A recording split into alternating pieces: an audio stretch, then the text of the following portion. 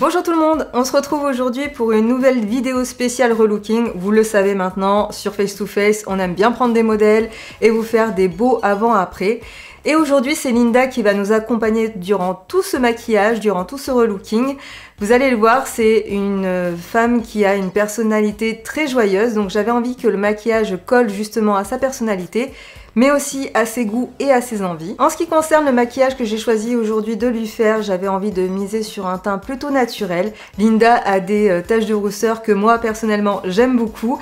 J'avais envie donc de les laisser apparentes au niveau du teint, donc vous allez voir, je vais utiliser vraiment très peu de produits, mais aussi d'accentuer un petit peu plus ses sourcils. J'avais pas envie de lui faire une forme de sourcil qui était trop dessinée, donc vous allez voir, j'ai utilisé pour ça la technique du poil à poil. Et ensuite, comme Linda a une belle bouche qui est pulpeuse, qui est très bien dessinée, j'avais envie de, de mettre une couleur quand même assez sympa, voyante, fraîche, qui va très bien aussi avec sa personnalité. Je vous le dis plusieurs fois dans la vidéo, mais sachez que la liste des produits se retrouve dans la barre d'infos. C'est parti maintenant pour le tuto. Alors Linda, on va commencer d'abord par les soins parce que c'est très important de préparer sa peau au maquillage avec des bons soins. Bien sûr, ça dépend du temps qu'on a le matin. Mais si jamais tu as 10-15 minutes devant toi avant de te maquiller, je te conseille d'appliquer un masque, ça donne toujours un petit truc en plus à la peau. Et moi aujourd'hui je vais t'appliquer le masque La Femio que j'ai déjà testé et dont j'ai parlé sur Instagram. Donc si vous avez envie de savoir ce que j'en ai pensé, je vous mets notre profil juste là.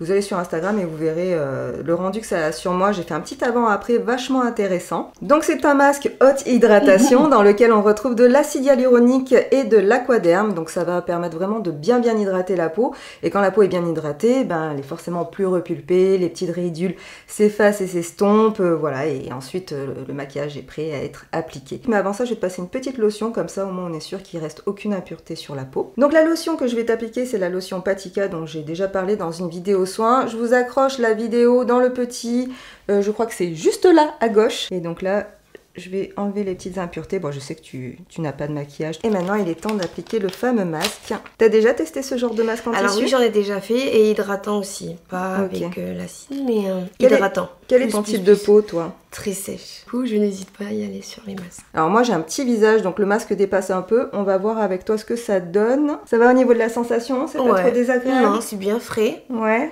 ça fait du bien le matin, ça. Hein. Ouais. Bon, du coup, je vais couper là, le temps d'appliquer le masque à Linda. Et on se retrouve juste après. Voilà, donc ça fait maintenant 15 minutes que le masque est posé. On va retirer tout ça. Moi, je sais que je trouve ça vachement satisfying quand j'enlève le masque. Il paraît qu'il faut masser le reste du masque sur le visage. Donc c'est un masque qui ne se rince pas. Donc moi en général j'aime bien pour retirer l'excédent des masques vaporiser quand même un petit peu d'eau.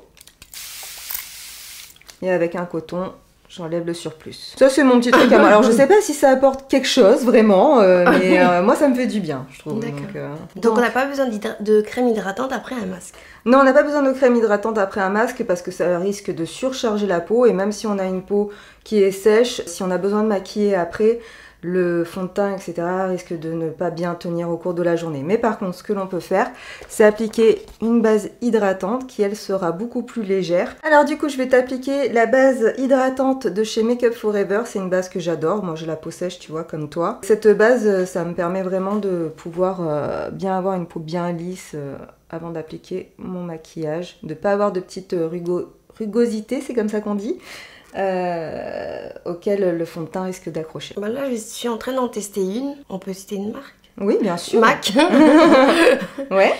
Et je la trouve collante. Elle n'est pas agréable sur le visage. Ouais, l'application. Ouais. Alors après, il faut bien doser. Les bases hydratantes, faut pas en mettre autant qu'une crème hydratante. Faut en prendre une petite noisette. Parce que c'est vrai que si on en met trop, forcément, ça a tendance à coller. Après, c'est vrai que sûrement ta base, elle est peut-être trop épaisse ou elle pénètre pas assez bien dans la peau pour pas avoir justement cet effet collant. Cette base, ce qu'il y a de bien, c'est qu'elle a vraiment un effet gel et un effet frais tout en étant très hydratante. Et bien sûr, on n'oublie pas la bouche. Et là, je vais t'appliquer donc un baume Velleda. Donc là, on l'applique toujours avant de se maquiller, comme ça laisse le temps au produit de bien pénétrer. Alors après avoir fait je ne sais combien d'essais sur ta peau pour une couleur de fond de teint, bon, on vous a pas montré ça parce que sinon ça aurait duré une plombe, on n'a pas trouvé de fond de teint en fait qui correspondait à ta couleur de peau.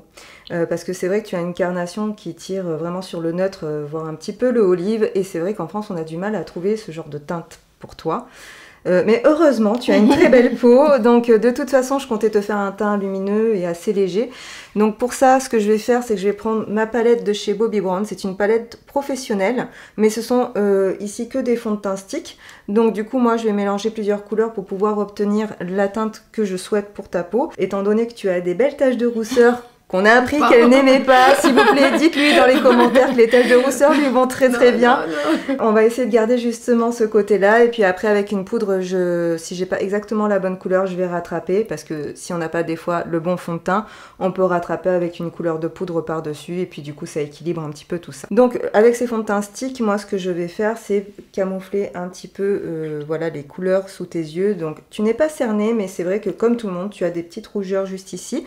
Donc on va essayer justement d'effacer un petit peu ça, peut-être éclaircir un petit peu au niveau des nasogéniens et voilà, camoufler un petit peu sur la zone T pour avoir quelque chose d'un peu uniforme, mais on va garder ta peau naturelle vraiment sur tout le contour de ton visage, ce qui permet en plus du coup de ne pas avoir de démarcation de fond de teint au niveau de la mâchoire et qu'on soit toujours raccord au niveau du cou. Donc ça c'est super intéressant quand on part sur ce genre de teint là. Donc là je fais mon petit mélange de couleurs, je chauffe un peu la matière sur ma main et j'en prends vraiment très peu, hein. Je vais rajouter au fur et à mesure. Donc là j'applique la matière avec un pinceau plat que j'ai bien chauffé sur le dos de ma main afin que le fard gras glisse bien sur la peau, et s'il y a besoin je viens avec le doigt pour tapoter un peu pour fondre un peu plus la matière sur la peau. Là déjà on voit que le dessous d'œil est un peu plus lissé. Donc là je me sers vraiment du fond de teint comme d'un anti-cerne. Je ne vais pas utiliser d'anti-cerne aujourd'hui, comme ça on utilise très peu de produits. Mais comme ce sont des fards gras, on peut les moduler comme on veut. Si on en met un peu plus, ça va être un peu plus couvrant. Et si on les étire, ça va devenir une matière beaucoup plus transparente. Alors on va essayer de gommer aussi ces petites ombres qu'il y a ici. Donc là je ne vais pas à l'intérieur de la bouche, mais je reste plutôt sur la joue et j'étire vers l'extérieur. Et pareil, avec mon doigt, je tapote pour bien faire fondre la matière. Si vous avez plus d'imperfections que Linda, n'hésitez pas à plutôt travailler la matière avec une Beauty Blender pour pouvoir tapoter à certains endroits et avoir plus de couvrance. Donc c'est une éponge qu'on utilise mouillée. D'accord. Ok, mais pas mouillée gorgée d'eau, il faut bien l'essorer. Et donc du coup, ce qu'il y a de bien, c'est qu'on peut travailler la matière très facilement. Elle est pointue d'un côté, donc du coup, on peut aller aux petits endroits comme le dessous d'œil. Et de l'autre côté, elle est beaucoup plus large. Du coup, on peut faire tout le reste du visage avec ça. Et bien sûr, quand tu prends la matière et que tu tapotes avec, ça te permet d'avoir beaucoup plus de couvrance. Et en plus, c'est super parce que comme elle est humide, elle a tendance à rendre le fond de teint un petit peu plus léger. Bon, bah, je savais à quoi elle. Est-ce que c'est une bonne explication? Oui, c'est une bonne explication. Je vais pouvoir l'utiliser. Pour... J'ai laissé dans son sachet, oui. Bon, bah, je l'ai vu. Tu en as une? Oui, j'en ai une, mais... Bah mince que alors pas. Donc sachez que les cernes aussi, ça va jusqu'au coin interne de l'œil. Donc c'est pour ça que sur Linda, je viens mettre un petit peu de fond de teint ici pour éclaircir et illuminer un peu plus la zone du regard. Et avec mon doigt, j'étire la matière sur la paupière. Voilà, pour pas avoir trop de matière. Et je vais jusqu'au sourcil. On va aussi faire quelque chose qui est très important chez toi, Linda, c'est que tu as la paupière qui a tendance à descendre. Donc aujourd'hui, on va pas maquiller tes yeux, mais on va quand même corriger un peu cette petite ombre-là. Donc ce que je vais faire, c'est qu'avec le fond de teint un peu plus clair, je vais venir comme essayer de couper, tu vois, cette petite ombre. D'accord. Afin de rajouter un petit peu plus de luminosité ici. Tu vois, du coup, l'ombre a comme un peu disparu et on a l'impression que ton regard est un peu plus lifté. Hein, on voit bien la différence avec l'autre œil. Moi, c'est ce que je fais sur moi. Donc voilà, j'applique le fond de teint sur le menton. Je tapote encore comme tout à l'heure avec la pulpe de mes doigts. Ah, ça va beaucoup mieux. Hein? Oui, c'est très illuminé, ouais. C'est discret, naturel. Ah bah tu vois Linda, ça me fait plaisir. C'est exactement ce que je voulais faire. Ça me correspond aussi très bien. Après c'est pas fini, hein. je peux me foirer à un moment donné, non, hein, rien n'est terminé. Donc j'ai envie de tester un très léger contouring sur Linda. Donc pour ça, bah, je vais prendre encore ma palette de fond de teint de chez Bobbi Brown avec une teinte un peu plus foncée. Donc je pense que je vais partir... Alors si vous avez un doute, souvent moi ce que je fais pour les blushs, pour les rouges à lèvres, pour n'importe quel autre produit, je mets à côté de mon visage, je regarde dans le miroir et je me dis, ah bah tiens cette couleur, ça, de suite ça me parle en fait, je vois la couleur qui peut aller. Moi je partirais bien, si je me trompe pas, sur cette teinte là pour faire un petit peu de contouring. Donc je vais faire un petit peu au niveau des joues, un petit peu au niveau du front parce que tu as la place, donc tant qu'à faire on va en profiter. Merci. Parce que regarde, moi j'ai pas de place sur mon front. Et du coup, il y a plein de trucs que je peux pas faire, tu vois, comme des franges par exemple. Mais je m'empêche pas. Alors, je vais venir prendre au niveau de la joue. Donc, ce que je fais, c'est que je prends le haut de l'oreille et je vais vers le coin de la bouche. J'essaie aussi de sentir un petit peu au niveau de ton anatomie où se trouve le creux de ta joue, le creux de ta pommette. Et c'est là que je vais venir poser le produit pour venir ombrer un petit peu ton visage. Alors, je vais pas en mettre beaucoup parce que ça ne sert à rien. Hein. On est quand même dans un teint très naturel. Si vous n'avez pas de palette, vous pouvez utiliser un fond de teint plus foncé ou alors une poudre un peu plus foncée. Vous pouvez faire ça vraiment avec une poudre. Moi, je vais pas sortir 150 produits, j'ai tout ça sur ma palette, du coup j'utilise ma palette. Et d'ailleurs, ça peut donner un effet beaucoup plus naturel quand on utilise un fond de teint parce que c'est beaucoup plus facile à fondre. Okay. Voilà. Ouais. Donc si j'ai un petit peu de mal à dégrader la matière avec mon doigt, je vais prendre un pinceau un petit peu plus large, propre, et je vais venir fondre le fond de teint sur la pommette. Donc toujours vers le haut, hein, quand on fait un contouring, on dépose la matière dans le creux et on fond la matière vers le haut du visage. Tu vois l'effet? Oui. Je sais pas si je vais faire le front en fait. Parce qu'en fait tu es déjà très naturellement bronzé au-dessus, ici. Donc si je rajoute encore du foncé, tu as un contouring en fait très naturel au niveau du front, Linda. Donc je vais m'abstenir de te rajouter de la matière. Je vais terminer l'autre pommette et on se retrouve juste après. Alors que penses-tu de ce contouring? Top. Alors on peut continuer si on veut à ombrer un tout petit peu le nez. C'est pas que je vais affiner ton nez, mais au moins ça va apporter un petit peu de couleur. Donc ce que je fais, c'est comme un contouring pour le nez, mais on va faire ça vraiment de manière très très légère. Je vais prendre mon pinceau plat et je vais venir sur les côtés du nez. Voilà. Ça, faites-le que si vous avez un nez qui s'y prête. Linda a un très beau nez, donc on en profite. Et donc ensuite, j'étire la matière vers l'extérieur pour laisser une zone lumineuse ici. Et du coup, j'étire un peu le fond de teint foncé, voilà, juste ici, comme ça crée une petite ombre. Et pareil, avec mon pinceau propre, je viens dégrader un peu et étirer un peu la matière afin de la fondre sur la peau. Je suis pas une grande fan du contouring et léger, ça passe très bien. Oui, on dit que c'est le contouring à la française. Hein, d'accord. Pas à la Kim Kardashian. Ouais. Dans les mêmes masques.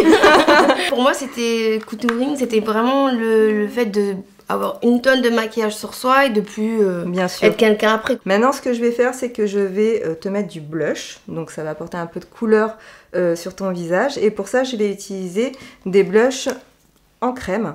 Donc là, je viens tout juste de les recevoir, hein. Le facteur est passé pendant qu'on était en train de tourner la vidéo.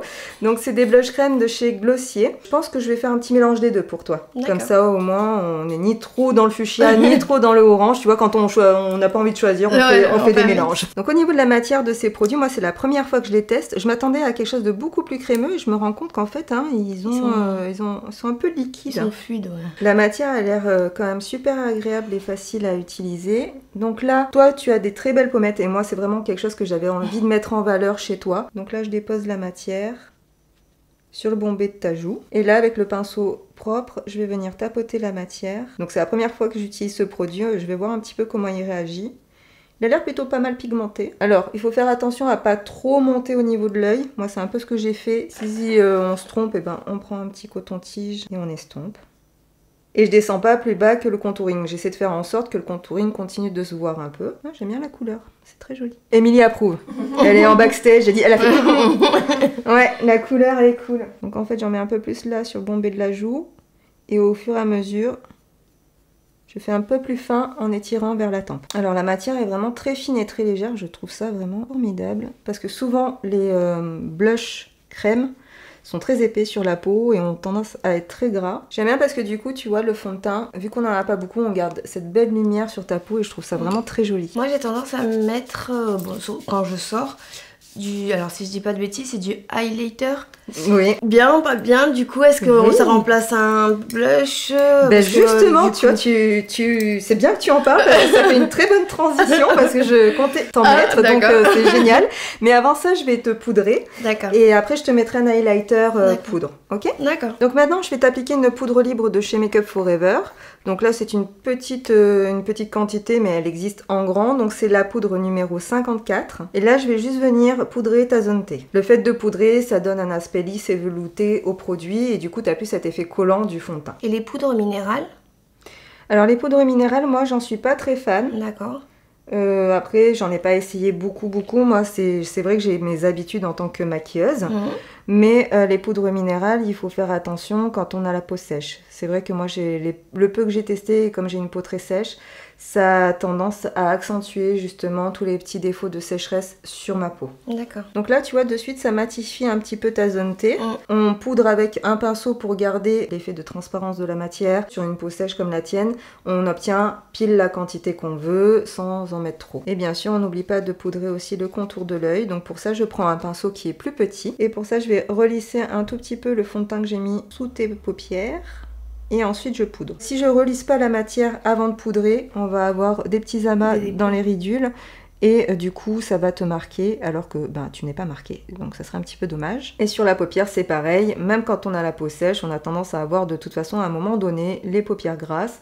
Donc le fait de poudrer le fond de teint qu'on a mis sur les paupières, ça va lui permettre de le fixer et de matifier un peu la paupière parce que c'est vrai que l'effet paupière grasse c'est pas super sexy hein. Donc comme vous le voyez, j'ai pas poudré les joues parce que je veux garder cet effet lumineux de la matière, du blush, parce que de toute manière c'est pas un produit qui est gras, mais comme je veux garder la lumière, on poudre pas. On va rajouter maintenant un petit peu d'highlighter puisque tu le demandais. C'est juste pour voir si c'était bien ou pas bien. C'est toujours bien l'highlighter. Après, il faut savoir où le poser pour pas accentuer les défauts du visage. Pour l'highlighter, je vais encore une fois mettre la palette à côté de toi et je vais regarder un peu celui qui me conviendrait. Je pense que je vais faire un petit mélange de ces deux-là, juste pour voir. À chaque fois, j'ai faux.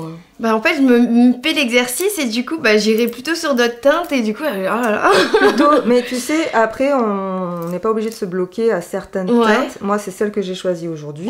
Mais tu peux tout à fait utiliser d'autres couleurs. Tout va dépendre de comment tu es habillée, de ton look et du maquillage que tu vas choisir, même de la couleur de ton rouge à lèvres. Il va falloir adapter tout ça pour que ce soit harmonieux. Moi, là, vu comment je suis partie, j'ai choisi ces deux teintes-là, mais tu peux tout à fait prendre d'autres couleurs dans la palette. Là, moi, ce que je vais mettre en valeur avec l'highlighter, c'est la zone qui est juste ici, au-dessus de la pommette. Donc, ça apporte beaucoup plus de lumière. J'aime bien en mettre aussi un tout petit peu ici.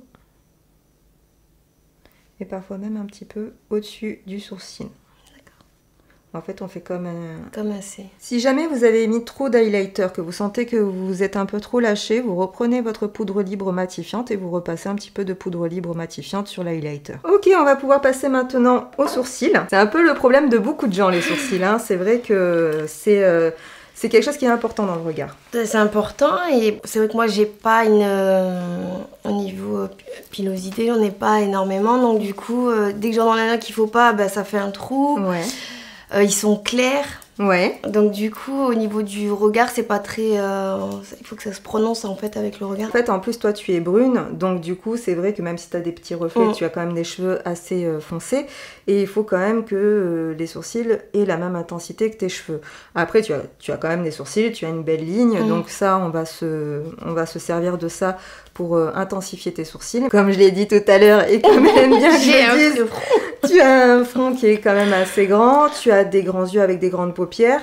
Donc ça va permettre justement de rééquilibrer un peu tout ça, le fait de retravailler les sourcils. Et comme j'ai reçu tout à l'heure ma petite commande Glossier, j'en ai profité pour commander ce petit feutre avec une pointe très très fine pour pouvoir faire du poil à poil dans les sourcils. On va déjà brosser tes sourcils pour les remettre dans le bon sens et puis surtout aussi pour enlever le fond de teint, la poudre qui a pu se déposer dedans. Donc ce qu'on voit chez toi, c'est que déjà tu as quand même une forme qui est bien. C'est toi qui les épiles ou tu Non, j'ai arrêté de le faire moi. D'accord, mais tu les fais épiler par une professionnelle ? Épiler, ouais, par une esthéticienne. Toi c'est bien parce qu'elle a bien respecté le fait qu'il faut quand même te laisser des sourcils épais et surtout il y a une belle tête et voilà, elle a bien respecté les formes. Avec le petit feutre, moi j'aime bien commencer en fait par la queue du sourcil et après remonter petit à petit dans le sourcil. Mais après c'est vraiment chacun ses habitudes, hein. Ça c'est à vous de voir. Moi ça me permet de voir où finit le sourcil. Donc là je vais faire des petites hachures toutes fines dans tes sourcils, comme si c'était tes poils. D'accord. Et je vais travailler aux endroits où je sens qu'il te manque des sourcils. Et je vais toujours du bas vers le haut, c'est-à-dire que je vais appuyer un peu plus en bas et quand je vais remonter, je vais relâcher la pression du produit pour qu'il n'y ait pas trop de matière, qu'on ait vraiment cet effet de poil. Les poils en général sont plus épais à la racine et beaucoup plus fins vers l'extérieur. Donc on essaie de recréer ça. Là je vais prendre mon goupillon pour bien estomper la matière et je respecte bien en fait la forme de la pousse du poil. C'est-à-dire que quand je suis vers la queue, par exemple, je vais aller vers ici. Je vais pas aller comme ça. Hein. On a l'impression que c'était vrai poil. Ouais. Ça fait naturel. Le produit est vachement sympa. Et voilà, j'ai fini de redessiner les sourcils de Linda. Et on voit bien que l'effet poil à poil, du coup, ça donne un effet plutôt naturel. On a l'impression vraiment que c'était poil. Franchement, je suis bluffée par ce produit parce que vraiment, il est vraiment super pratique à utiliser. Moi qui suis pas une pro de la technique du poil à poil, je trouve que je m'en suis plutôt pas mal sortie, ça va. Et maintenant, on va passer aux cils. Donc moi, je ne vais pas te maquiller les yeux aujourd'hui. On a fait beaucoup de vidéos avec Émilie, justement, sur comment dessiner, comment maquiller les paupières tombantes, etc. Donc c'est vrai que toi tu as cette forme d'œil, mais j'avais envie de faire un maquillage justement pour les gens qui n'ont pas envie de s'embêter se maquiller le matin. On n'a pas tous forcément envie de passer beaucoup de temps sur les fards à paupières. Donc moi j'ai plutôt misé sur tes cils. Donc on va utiliser un mascara qui va donner beaucoup de volume. Moi ce que je veux surtout c'est ouvrir ton regard. S'il y a besoin, je vais utiliser aussi des faux cils. C'est facultatif, hein, oui. si vraiment tu as envie. Et si on n'a pas le temps le matin, les faux cils bien sûr on laisse tomber. On mise plutôt sur un mascara très volumateur. Donc ce que je vais faire en premier, c'est recourber tes cils. Oui, je l'ai. Je le fais tous les jours, alors donc je fais pas assez bien. Alors oui. Ah, vas-y, montre-moi. Attends, je vais te donner un miroir et tu vas me montrer comment toi tu fais. Je fais tous les jours. Allez, pour une fois que c'est pas moi qui bosse. Alors, hop, je mets bien mes cils dedans. Ouais. Je plie, je fais une fois, je relâche, je reprends. Ouais. Je relâche. Et je fais ça plusieurs fois. C'est vraiment un outil qui est vraiment miraculeux pour les cils qui ne sont pas recourbés. Et même si vous avez des cils recourbés, ça apporte toujours un petit plus. Vas-y, je te laisse faire le deuxième œil. Ouais. C'est formidable quand on a des modèles doués comme ça. Oui, je dirais pas, mais... Pour le mascara, donc je vais utiliser un mascara de chez Sephora. J'ai le même. Ok, je vais te laisser le mettre aussi. Alors là, par contre, je mets pas aussi bien, je pense. Non, bien sûr. J'ai quand même bossé un peu, je suis là pour ça. Hein. Donc, c'est un mascara de chez Sephora et c'est l'Ultra Juice Curl. Il est génial. Ouais, il est top, je trouve. Voilà, il n'y a pas besoin des fois d'aller dans des grosses marques pour avoir de la qualité. La preuve est que Sephora fait aussi des choses très très bien. Donc, je vais te demander de regarder vers le bas. Je vais appliquer directement le mascara bien au ras des cils. Je fais un petit zigzag et je remonte. Ok, alors tout à l'heure je parlais de faux cils, donc je viens de tester une paire sur toi et je me rends compte qu'en fait ça pourrait très très bien t'aller. Alors j'ai choisi les faux cils de chez Peggy Sage. Je vous mettrai la référence dans la barre d'infos, mais c'est des faux cils qui sont quand même assez légers. Et je trouve que pour la vie de tous les jours, voilà, si on a le coup de main, c'est des faux cils qui passent très très bien. Donc là pour les coller, j'utilise une colle duo sans latex. Et en plus celle-ci est super parce qu'elle a un petit pinceau intégré et c'est vraiment très pratique pour appliquer la colle sur la frange du faux cil. Donc quand vous appliquez la colle, attendez quand même quelques secondes que la colle sèche sur le faux cil. Ça permet en fait au faux cil après d'adhérer beaucoup plus facilement à la base des cils. Allez, regarde vers le bas. C'est la première fois que j'en mets. Ah, bah tu vois, t'as bien fait de venir. Le jour où j'ai un date, je viens vous voir. Alors. Écoute, on y compte bien, Une fois que j'ai posé les faux cils, ce que j'aime bien faire, c'est remettre un petit coup de mascara. Donc, on peut bien sûr utiliser celui qu'on vient d'utiliser. Mais en général, j'aime bien utiliser une brosse un peu plus fine pour bien aller à la racine des cils. De remettre du mascara après avoir posé des faux cils, ça permet que les cils naturels se fondent dans la frange de faux cils. D'accord. Ok ? Donc exprès pour toi Linda, il y a quelques jours je suis allée chez Sephora, j'ai choisi une petite teinte de rouge à lèvres sympathique, il est neuf donc je vais pouvoir te l'appliquer directement. Donc toi tu as une belle bouche déjà pulpeuse et tout, tu as de la chance. Ok, donc le crayon est neuf, ce qui est génial. Donc je vais commencer par le cœur de la bouche, donc l'arc de Cupidon. Donc avec toi je vais juste suivre la forme de tes lèvres. Par contre je vais essayer de faire en sorte que quand même ce soit symétrique tant qu'à faire. Ensuite je pars des commissures et je remonte vers l'arc de Cupidon.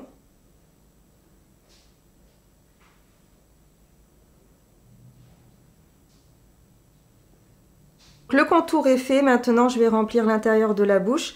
Là c'est un rouge à lèvres mat, toujours de chez Sephora, c'est le numéro 03. Là je vais l'appliquer en base sur ta bouche, mais on aurait très bien pu passer directement au rouge à lèvres que je compte appliquer après pour que ça réhydrate un peu les lèvres. Moi j'ai envie que quand même ça tienne toute la journée, mais bien sûr vous pouvez passer directement au rouge à lèvres hein, si vous n'avez pas envie de vous appliquer 30 000 produits. Ce qu'il y a de bien en ayant fait le contour des lèvres, c'est qu'après on n'a plus qu'à remplir l'intérieur.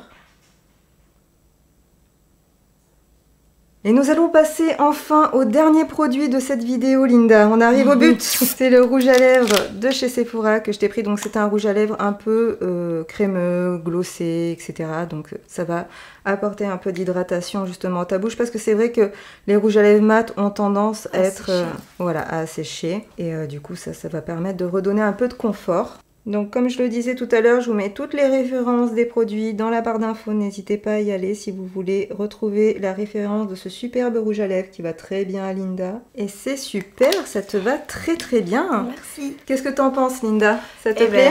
Oui, ça me plaît beaucoup. Ouais. C'est assez naturel, ce qui me ressemble. Ouais. Et après, c'est vrai que généralement, je mise pas sur les yeux, mais je mise sur la bouche. Ouais.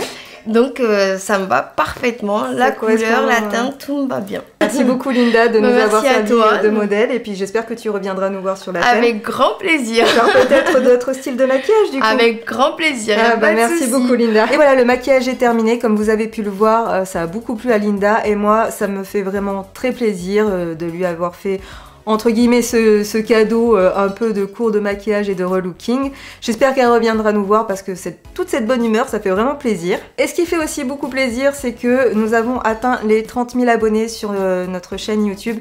Donc Émilie se joint à moi, elle est à côté de moi. Je vais te montrer ma tête. Ouais. Tu m'as maquillée, mais merci beaucoup. Voilà.